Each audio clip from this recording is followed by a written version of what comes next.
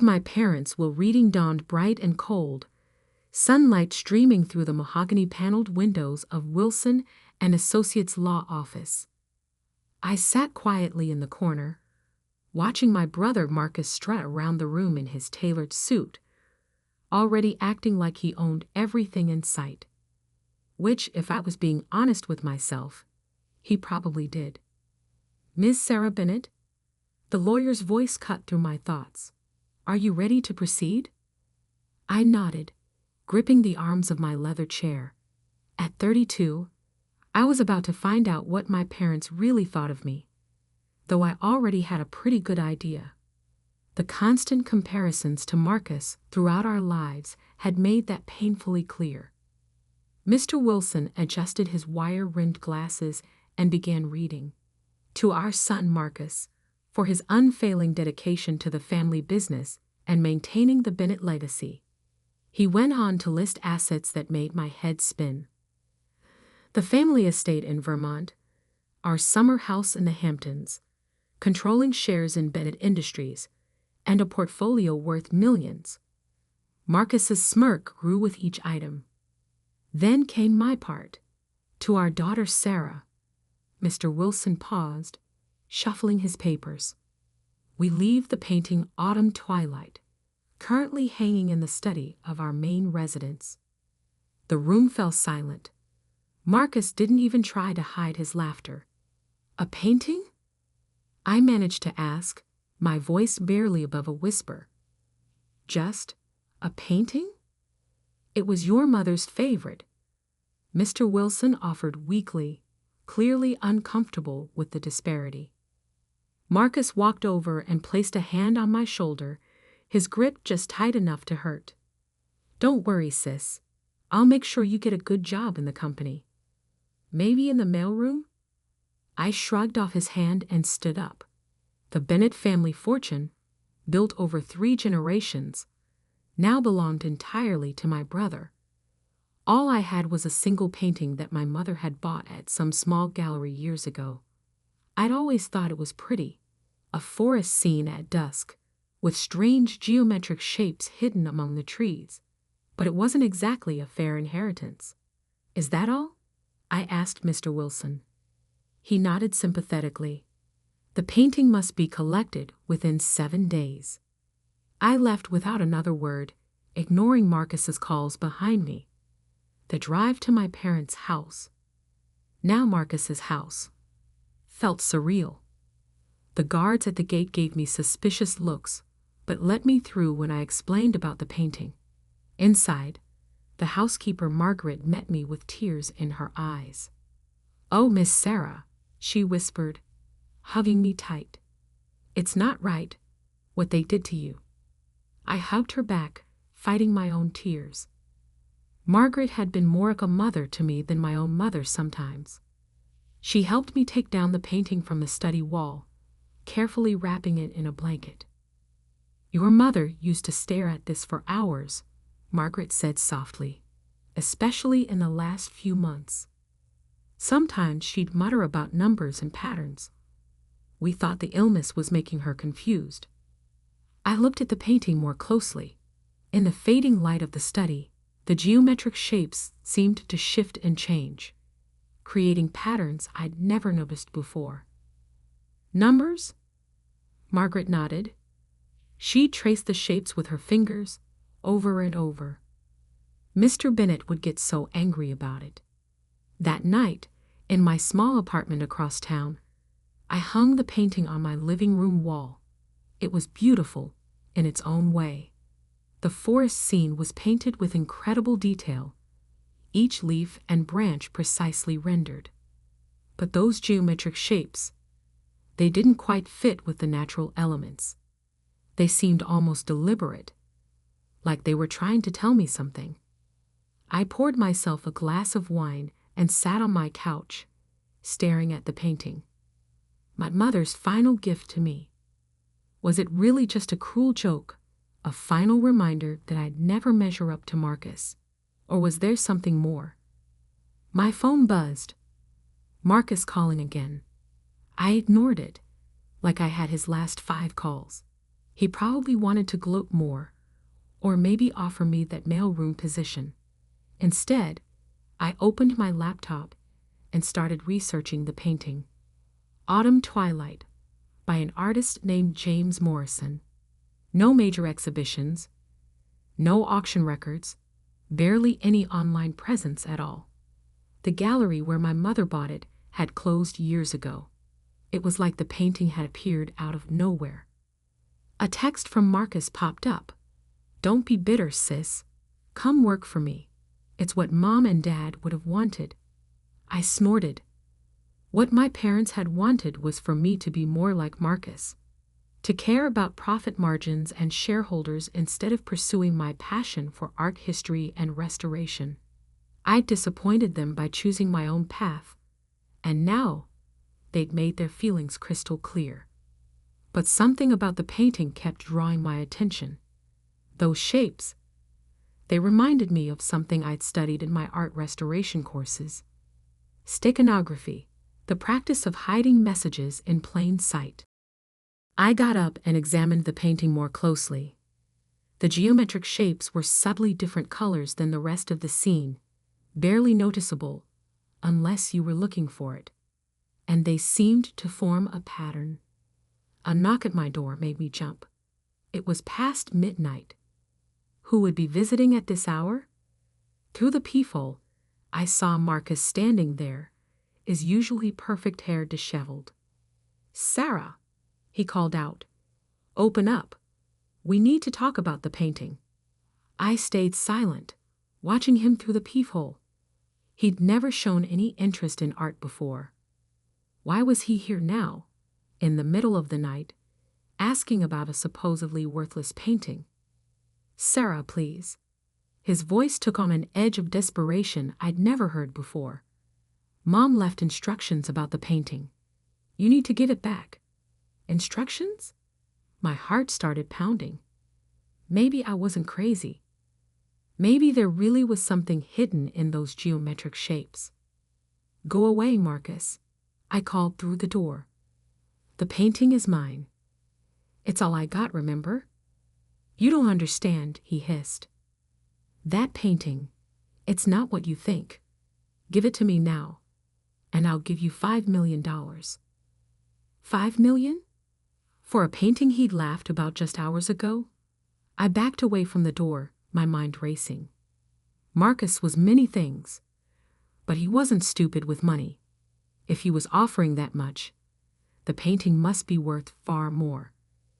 I heard him fumbling with something. Keys? Did he still have a copy of my spare key from when I'd been sick last year? I quickly grabbed the painting off the wall and ran to my bedroom, locking the door behind me just as I heard my front door open. "Sarah." Marcus's voice echoed through my apartment. "Where are you? Where's the painting?" I held the painting close, my hands shaking. In the dim light of my bedroom, those geometric shapes seemed to glow faintly. And then I saw it, a pattern I'd missed before. The shapes weren't random at all. They formed numbers, hidden so cleverly in the forest scene that you'd never notice unless you knew exactly what to look for. "Sarah." Marcus was getting closer. "Think about what you're doing. That painting is worth more than you can imagine." I turned the painting over, inspecting the back. The original canvas was professionally mounted, but something about the framing felt off. A slight gap that shouldn't be there. My bedroom door handle jiggled. "Sarah, open this door right now." With trembling fingers, I pried at the gap in the frame. A small piece of paper fluttered out, covered in my mother's elegant handwriting. As I read the first line, my breath caught in my throat. "My dearest Sarah, if you're reading this, you've discovered what I always knew you would. You see patterns others miss. You question what others accept. And now, my darling girl, you're about to understand why your father and brother have always been so afraid of you." The pounding on my bedroom door grew louder, but I barely heard it. I was too busy reading my mother's letter, my hands shaking as each word revealed a truth that would change everything. The numbers in the painting weren't just random shapes. They were coordinates, accounts, and passwords to something that would shake the very foundation of Bennett Industries. And my brother, still shouting outside my door, had no idea that his perfect world was about to crumble. I don't know how long I sat there on my bedroom floor, reading and rereading my mother's letter, while Marcus continued his tirade outside. My hands trembled as I absorbed each carefully written word. The numbers in the painting, when combined with the access codes I've included here, will lead you to the truth about Bennett Industries. Your father and brother built their empire on stolen innovations, patents and designs taken from brilliant minds who trusted them. I was one of those minds, Sarah. And you, my dear daughter, were always meant to be my successor. A loud crash from my living room jolted me back to reality. Marcus had apparently gotten tired of asking nicely. "I'm calling the police," I shouted, already dialing 911. "Go ahead," Marcus yelled back. "I'll tell them you stole company property. That painting belongs to Bennett Industries." But I knew better now. The letter explained everything. How my mother had been a brilliant inventor in her own right.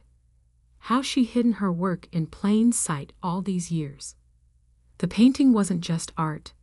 It was a key to a hidden database of evidence. "The coordinates will lead you to my private laboratory," the letter continued. "Everything you need is there. But be careful, Sarah. Your father and brother will do anything to keep their secrets buried." I heard Marcus's footsteps retreating, followed by my front door slamming. Taking a deep breath, I emerged from my bedroom. My apartment was a mess. Marcus had apparently searched every corner looking for the painting. But I didn't care about the chaos. I had work to do. First, I photographed every inch of the painting, capturing the geometric shapes from every angle. Then I carefully copied down the coordinates from my mother's letter. According to her instructions, I needed to overlay the shapes in a specific sequence to reveal the full set of access codes. My phone buzzed again, this time with a text from Margaret, our old housekeeper. "Miss Sarah, men are at the house removing all your mother's things. They're looking for something in her study. Please be careful." They were destroying evidence. I had to move fast. The coordinates led to a location in the Berkshires, about 3 hours from the city. My mother had written that she purchased the property under her maiden name, keeping it hidden from my father and brother. "The lab is underground," her letter explained. "The entrance looks like an old storm cellar, but it's equipped with state-of-the-art security. Use the first sequence of numbers from the painting to gain access." I packed quickly, laptop, the painting carefully wrapped in blankets, some clothes, and my mother's letter. As I headed to my car, I noticed a black SUV parked across the street, its engine running. Marcus wasn't done yet. The drive to the Berkshires was tense. The SUV followed me for the first hour, keeping a consistent distance. I took every detour and back road I could think of, finally losing them somewhere near the Massachusetts border. By the time I reached the coordinates, it was nearly dawn. The property looked abandoned at first glance, just an overgrown field with an old farmhouse in severe disrepair. But as I walked the grounds, comparing the geometric shapes in the painting to the natural landscape, I realized my mother's genius. The shapes weren't just numbers, they were a map. The seemingly random patterns of trees and rocks matched the artwork perfectly. The storm cellar was exactly where the painting indicated. Its rusted doors looked like they hadn't been opened in decades, but when I input the first sequence into a hidden keypad, they smoothly swung open to reveal a staircase descending into darkness. Motion sensor lights flickered on as I made my way down. The temperature dropped with each step, and I could hear the soft hum of ventilation systems. At the bottom, another keypad waited. This time, I needed to use the second sequence from the painting. The laboratory that emerged from the darkness took my breath away.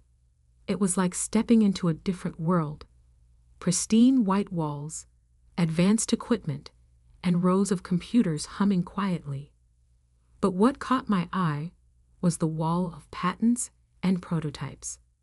Dozens of innovations that I recognized from Bennett Industries products, but with one crucial difference. They all bore my mother's original signature. "Oh my God," I whispered, moving closer to examine them. These weren't just similar to Bennett Industries technology. They were the originals. My mother hadn't just been a passive observer in the company. She had been its hidden genius. A familiar voice behind me made my blood run cold. "Impressive, isn't it?" I spun around to find my father standing in the doorway, looking exactly as he had the day he died, or at least, the day we thought he died. Marcus stood beside him, a satisfied smirk on his face. "Did you really think your mother was the only one who knew about this place?" my father asked, stepping into the lab. Though I must admit, hiding the coordinates in that painting was clever. "We've been searching for this facility for months." I backed away, clutching my mother's letter. "You're supposed to be dead." He smiled, but it didn't reach his eyes. Sometimes the best way to find something is to make people stop looking for it. Your mother's death was unfortunately real, but mine? Well, let's just say it served its purpose. The will reading was a trap, I realized. You wanted me to find the painting. "We needed you to leave us here," Marcus explained, moving to block the exit. "Mom changed all the security protocols before she died. We couldn't get in without the codes. And now," my father said, advancing slowly, "you're going to help us destroy everything in this lab. All evidence of your mother's work will disappear, and Bennett Industries' patents will remain secure." But they had made one crucial mistake. While they were talking, I had been backing toward my mother's main workstation. Her letter had mentioned an emergency protocol, a sequence of numbers that would activate something she called the Clarity Protocol. "Actually," I said, reaching behind me to input the sequence, "I don't think I will." The lab's lights suddenly shifted to a pulsing red, and a computerized voice announced, "Clarity Protocol activated. Broadcasting evidence to all major news outlets and regulatory agencies. Deletion impossible." My father's face contorted with rage. "What have you done?" "Mom called it her insurance policy," I said, feeling stronger with each word. "Every piece of evidence in this lab has just been transmitted to hundreds of secure locations. Patents, proof of theft, fraudulent documents, everything. Bennett Industries is about to face some very uncomfortable questions." Marcus lunged forward, but it was too late. Alarms began blaring, and the lab's security systems activated, sealing all exits. We were locked in, together with the truth that would destroy their empire. "She knew," I continued, watching their faces pale. "She knew you would try to bury her contributions, just like you buried her innovations. So she made sure the truth would come out, one way or another." Through the lab's small windows, I could see police lights approaching. Someone, probably the lab's security system, had alerted local authorities. My father and Marcus exchanged panicked looks as the sound of sirens grew closer. The painting that had started everything still sat wrapped in blankets by the door.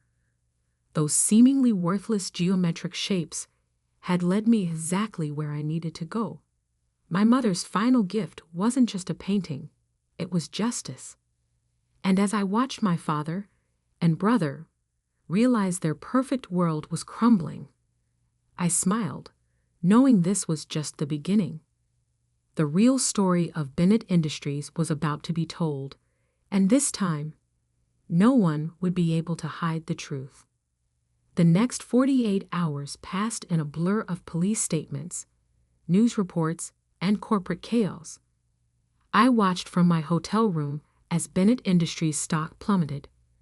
Years of carefully constructed lies unraveling in real time.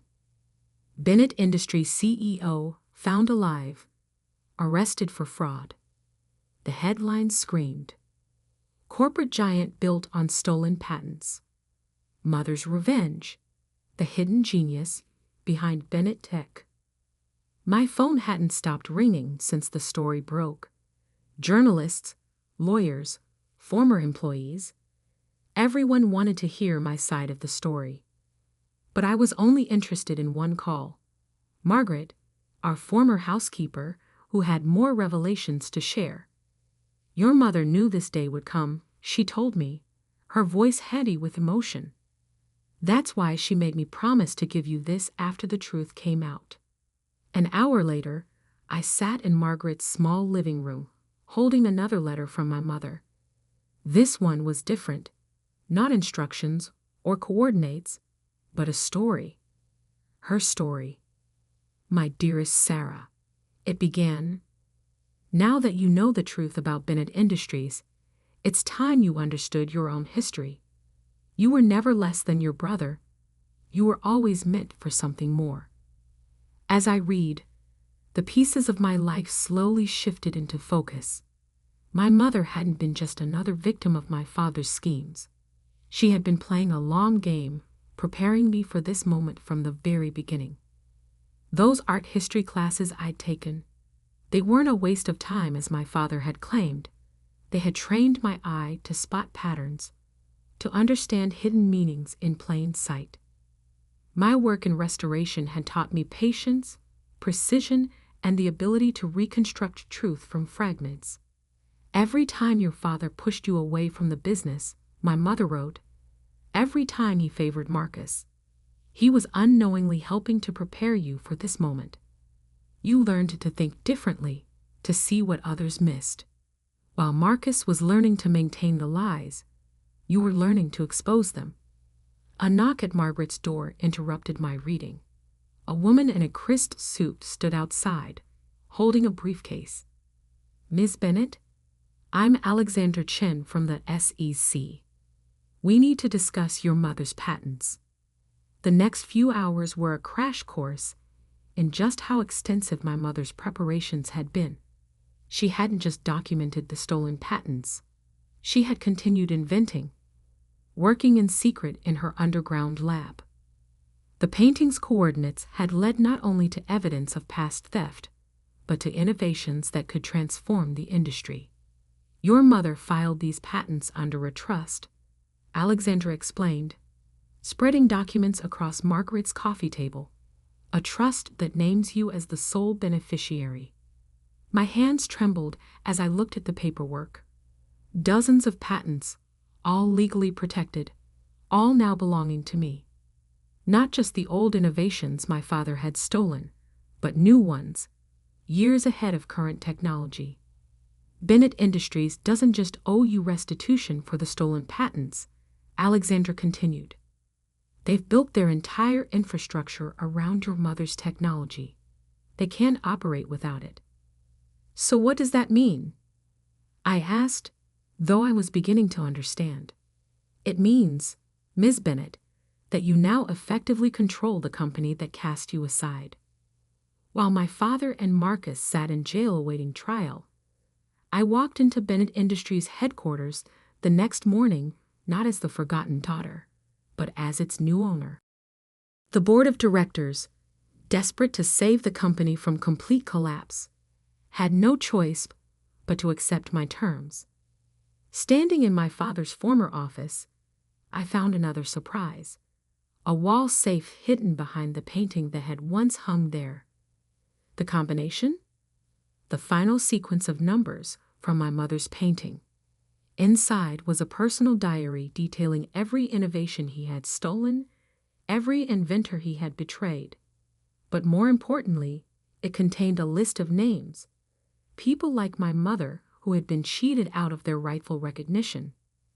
1 month later, I stood on a stage at a hastily convened press conference announcing the company's new direction. Bennett Industries was built on stolen dreams, I told the assembled crowd. Today we begin making things right. We're establishing a foundation to compensate every inventor who was wronged by the previous management. But more than that, we're transforming the company into what it should have been all along, an incubator for innovation, where brilliant minds are celebrated, not exploited. The painting that started it all now hangs in my new office, a reminder that sometimes the most valuable things are hidden in plain sight.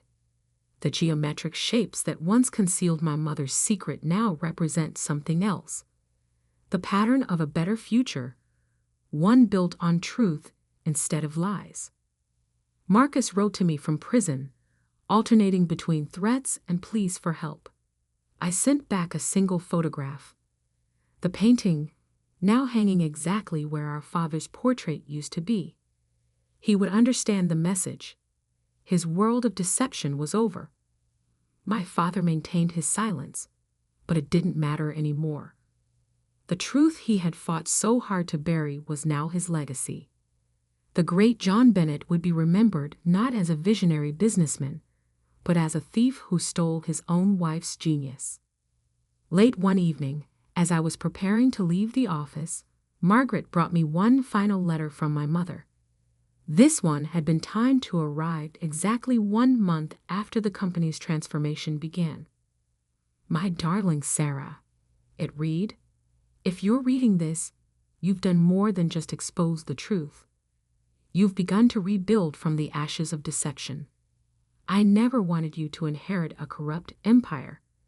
I wanted you to have the chance to build something honest, something worthy of your heart. I traced my fingers over her handwriting, feeling closer to her than ever before. The worthless painting had been anything but worthless. It had been the key to everything. More than that, it had been my mother's way of showing me that I had inherited something far more valuable than money or status. I had inherited her vision for a better world. 2 years later, Bennett Industries, now renamed Aurora Innovations, is unrecognizable from what it once was. We've become a leader not just in technology, but in ethical business practices. The foundation has helped dozens of inventors reclaim their stolen innovations, and our incubator program has launched countless new careers. The painting still hangs in my office, its geometric shapes now a familiar comfort. Sometimes, late at night, I could swear they shift slightly, as if my mother is still there, leaving me new patterns to unravel, new truths to discover. But the most important truth was there all along, hidden in plain sight, just like those numbers. Success built on lies will always crumble, but success built on truth and justice will stand the test of time. Marcus was released from prison last week. He sent me a message asking to meet, to talk about rebuilding our family. I haven't responded yet. Some patterns, I've learned, are better left unchanged. Instead, I spend my time focusing on the future. The company hosts an annual innovation fair where young inventors can showcase their ideas without fear of theft. Last year's winner was a young woman whose story reminded me of my mother. Brilliant, underestimated, but unwavering in her vision. As I handed her the award, I saw my mother's painting reflected in the glass trophy. The geometric shapes seemed to dance with approval, reminding